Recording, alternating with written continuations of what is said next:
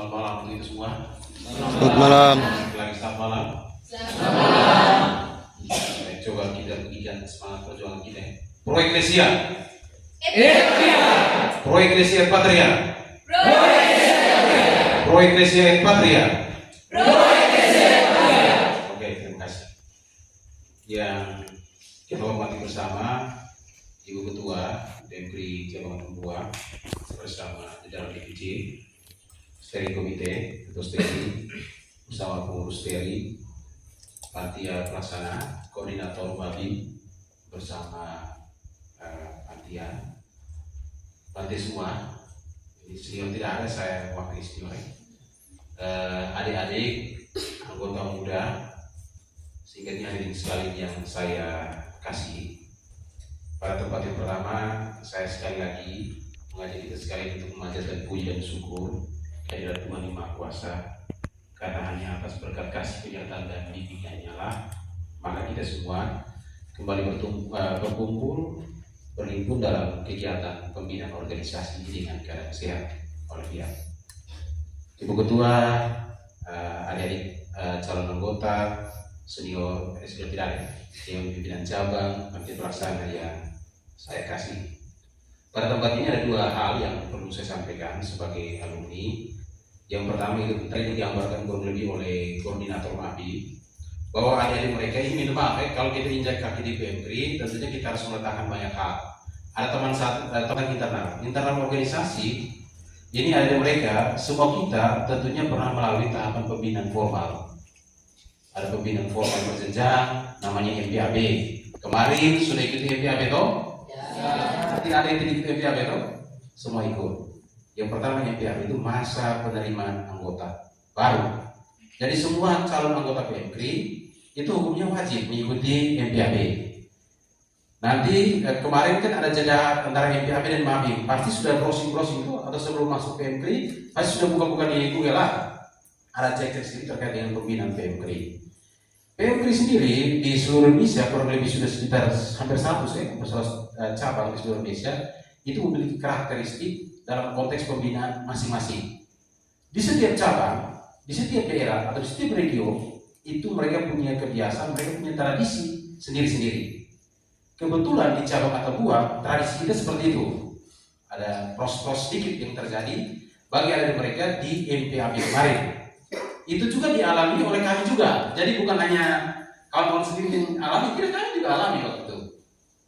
Kami alami, saya waktu 2007, tahun 2007, belum lama juga. 2007, belum lama ya? Belum lama. Ya saya kira masih ingat juga. Ya setelah MPAB,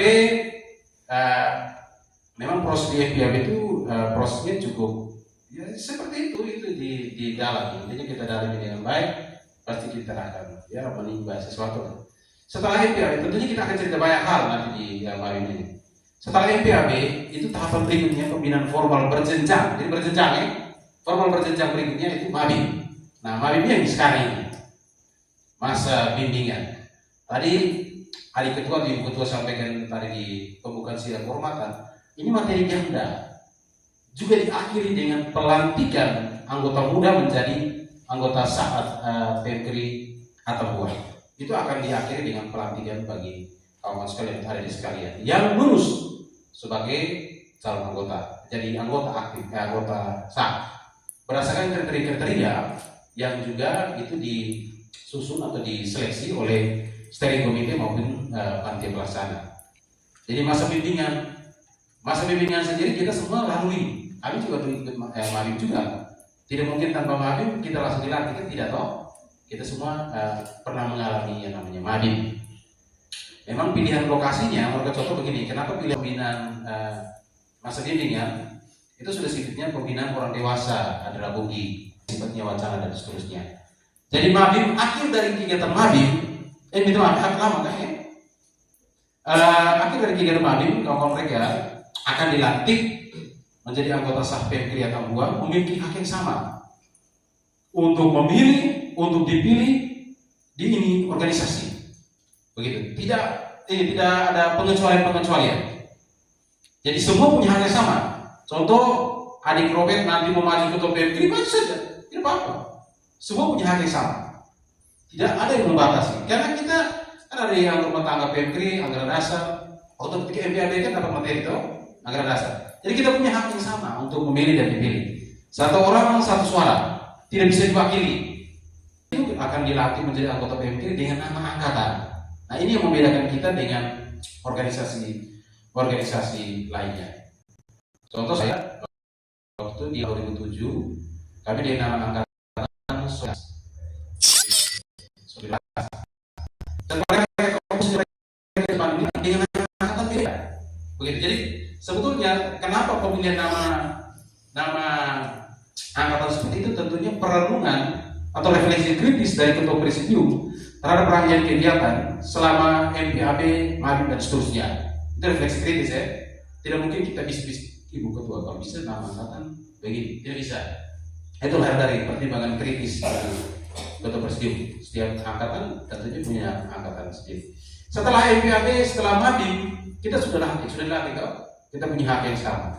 Setelah itu ada di sekalian, ada satu jenjang pembinaan formal berjenjang lainnya namanya LKK, latihan kepemimpinan kader.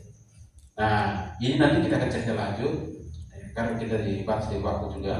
Setelah itu namanya KSR, Konferensi Studi Regional, itu melibatkan per regio ya, kebetulan cabang Atambua ini kita masuk dalam regio Timur. Itu ada sekitar 9 cabang di regio Timur, di Pulau Timur. Itu satu regio.